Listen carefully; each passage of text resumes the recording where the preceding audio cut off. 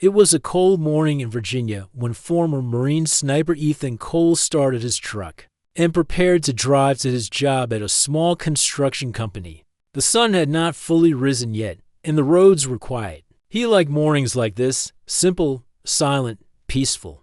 After years of noise, commands, and missions overseas, he had learned to enjoy quiet moments. His wife, Sarah, had packed his lunch like she always did, and his little son had waved from the porch, laughing and holding a toy helicopter. For Ethan, those few seconds were worth more than all the medals hanging in his old wooden box at home. He had served for 15 years in the Marines, 2 tours in Afghanistan, 1 in Iraq. He had seen things he didn't like to remember. He was good at his job, too good, some said.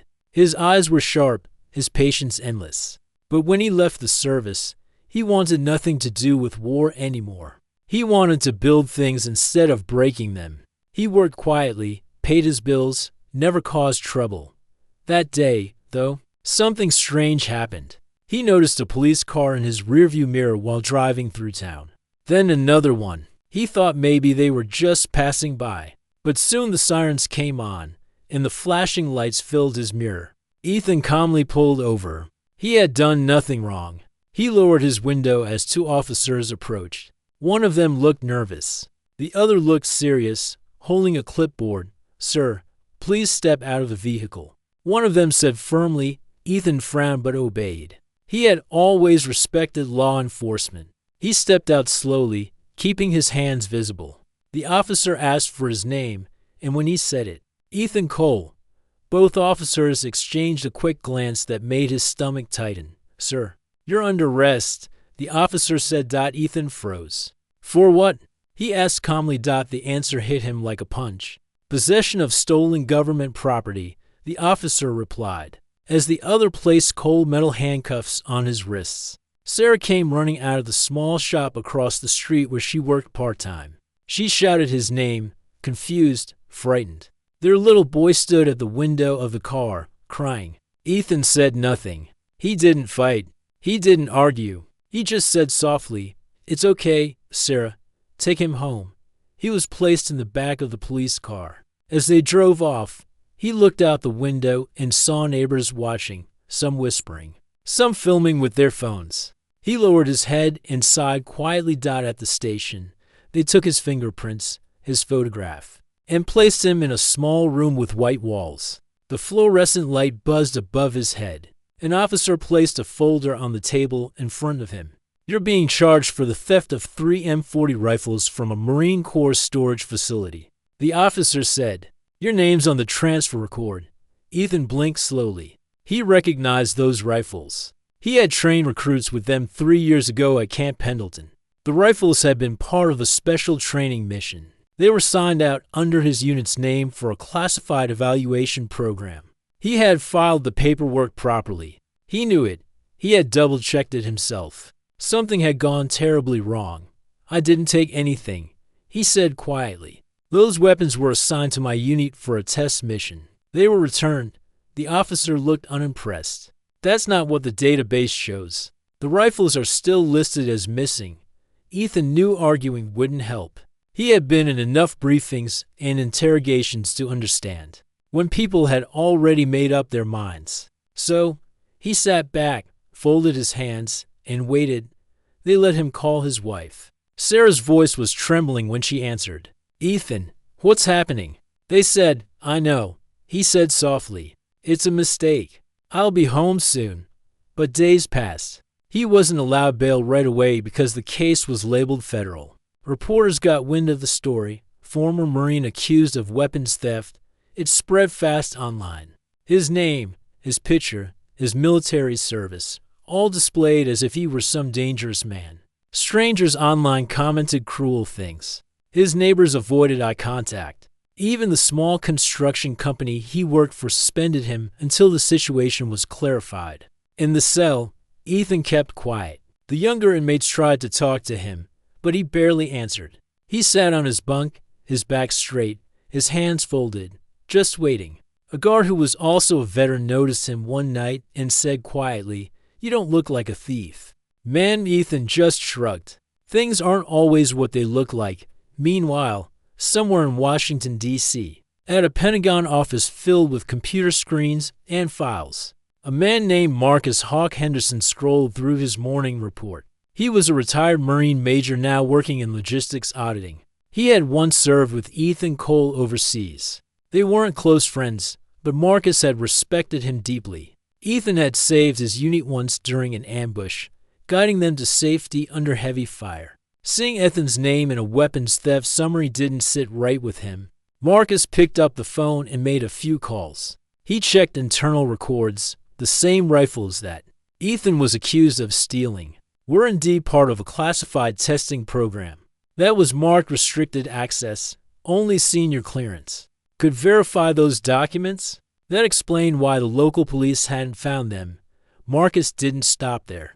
He reached out to a higher authority, someone who had known Ethan 2 years ago, General Douglas Reeves, a 4-star Marine general, decorated for decades of service. Marcus sent him the file and said, "Sir, I think we've got a serious mistake here." The general didn't hesitate. He requested immediate access to the case file and classified mission records. Within hours, he saw the truth. Ethan had done nothing wrong. The rifles were reassigned under a covert project authorized by top command. The paperwork had been sealed for security reasons, meaning the normal system still showed them as missing. No one had bothered to check deeper. Back in Virginia, Ethan's lawyer, a young public defender, tried to get updates but hit roadblocks everywhere. Military confidentiality, sealed records, bureaucratic silence. The hearing was scheduled anyway. The day before the trial, Sarah visited Ethan. She held his hand tightly through the glass window in the visiting booth. Her eyes were tired, but she tried to smile. "Our boy keeps asking when you'll come home," she said softly. Ethan smiled faintly. "Soon," he whispered. "Tell him Daddy's okay." "Do you think they'll believe you?" she asked. He paused for a moment. "Truth doesn't always speak loud," he said. "But it waits. Someone will hear it." She nodded, trying not to cry. When she left, he watched her walk away, her shoulders trembling. He felt a sting behind his eyes but stayed still. Marines didn't break down, at least not where others could see. The next morning, the courtroom was full. Reporters filled the back rows. Local veterans came too, some to support him, some just curious. Ethan was brought and wearing his uniform, the one he hadn't worn since leaving the service. It was the only suit he owned that still fit. His medals shone faintly in the courtroom light, reminders of a past that now seemed far away. The judge entered, the prosecutor stood ready with his files, and the defense lawyer looked nervous. The prosecutor started his opening statement, painting Ethan as a trusted soldier who broke that trust. Ethan kept his eyes forward. He didn't flinch. He didn't argue. He knew shouting wouldn't prove anything. Outside, the general's car was racing down the interstate. General Reeves had left his D.C. office the moment he confirmed the error. He didn't send a representative. He didn't make a call. He came himself. A man like Ethan deserved that much. Inside the courtroom, the air was tense. The prosecutor was halfway through describing how Ethan abused his clearance when the doors opened sharply. Everyone turned. Two military officers stepped in, followed by a tall man in full uniform. The sight of the 4 stars on his shoulders made even the judge pause. The reporters froze, realizing who it was. General Reeves walked slowly down the aisle, his polished boots echoing on the floor. He didn't look around. His expression was calm but heavy. When he reached the front, he faced the judge and said firmly, "Your Honor, I request permission to address the court. This man's case involves classified military operations." The judge, surprised but respectful, nodded. "Proceed, General." Ethan looked at him with quiet disbelief. He hadn't seen the general in years. The last time had been overseas, during a mission no one ever talked about. Publicly, General Reeves turned toward the court and began to explain that Ethan Cole was not a criminal. He was a Marine who had followed direct orders during a covert test program. The so-called missing rifles were part of that classified mission. Ethan had no right to reveal it due to his oath, which was why he never defended himself in detail. He had been protecting national security, even at the cost of his own freedom. The courtroom was silent. The prosecutor's face turned pale. The judge leaned back, stunned. The general finished his explanation by saying, "If this man is guilty of anything, it's of being too loyal. He kept a promise to his country even when his country forgot him." Ethan just sat there quietly. His jaw tightened slightly, but his eyes softened. It felt like years of weight lifting from his shoulders as the general saluted him before the court. Even the officers standing near the door straightened. The moment was powerful. Not loud, not dramatic, just honest. That day, the truth had finally walked into the room. The courtroom had fallen completely silent. Everyone looked at the tall general who stood near the front, his uniform shining under the dull ceiling lights. The flags behind the judge stood still, as if even the air didn't dare move. Reporters stopped writing, cameras hung halfway raised, and even the judge leaned forward, trying to process what he had just heard.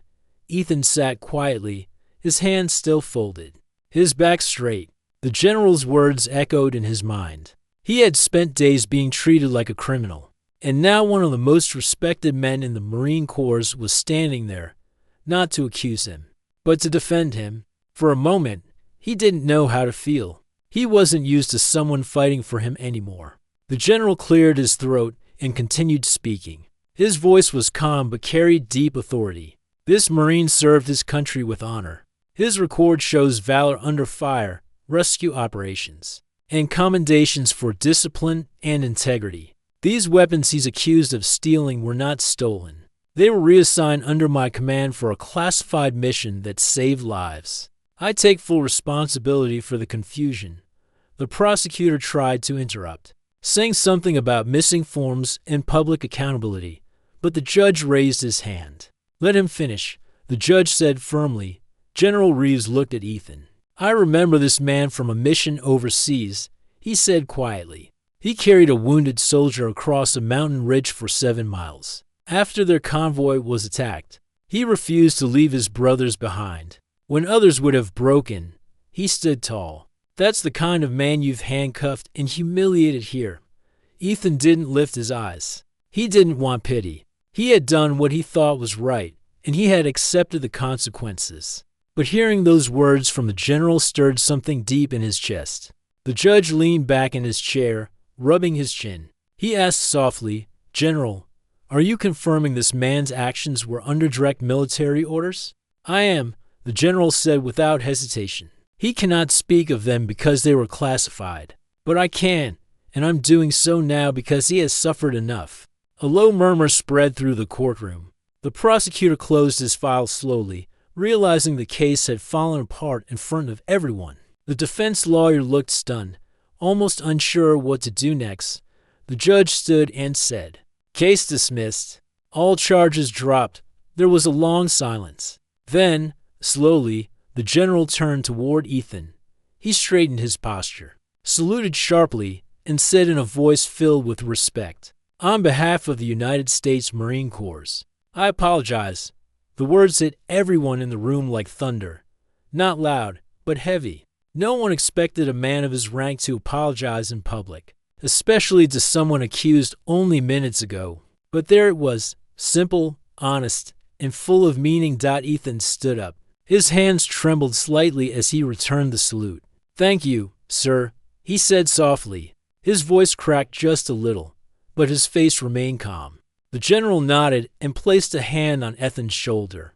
"You didn't deserve this, son," he said quietly, "but you showed what real loyalty means. You kept your promise when no one else remembered it." Reporters rushed to capture the moment. Cameras flashed. People clapped quietly at first, then louder as the general and Ethan walked side by side toward the exit. Even the officers who had arrested him earlier lowered their eyes, realizing what they had done. Outside, the sunlight felt different.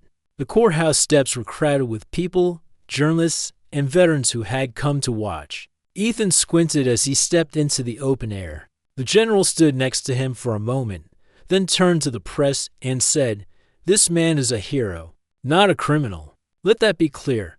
Then he left quietly, refusing to take questions or credit. He had done what needed to be done. Ethan stayed for a moment, taking a deep breath. The sound of traffic, the smell of the city, the warmth of the sun, everything felt sharper, almost unreal. His wife, Sarah, stood at the bottom of the stairs, tears streaming down her face. Their son ran forward and hugged him tightly around the waist. Ethan knelt down and wrapped his arms around the boy. "Told you I'd be home soon," he whispered. Sarah hugged them both, unable to stop crying. The crowd watched silently, moved by the sight. For a few minutes, the world slowed down. People forgot their cameras and just watched a man return to his family. After being broken by misunderstanding and saved by truth. As they walked to their truck, a few reporters called out questions, but Ethan ignored them. He had no interest in headlines. He just wanted peace. When they reached home, the house felt smaller than he remembered, but warmer. Sarah had cleaned the dining table. His medals were still lying in the box near the shelf, and his son had drawn a picture of him in a Marine uniform. Underneath it were words written in a child's handwriting. "My dad is brave." Ethan smiled faintly and placed his hand on the drawing. For the first time in weeks, he felt something lift off his chest. That evening, the phone rang. It was Marcus Henderson, the old comrade who had started the chain of calls that reached the general. "Told you someone would listen," Marcus said. Ethan laughed softly. "I guess I owe you one. Just promise me you'll come to the Veterans Dinner next month." Marcus said, "They're giving out an award. The general wants you there." Ethan didn't like attention, but he couldn't say no to that voice. "I'll think about it," he said with a small smile.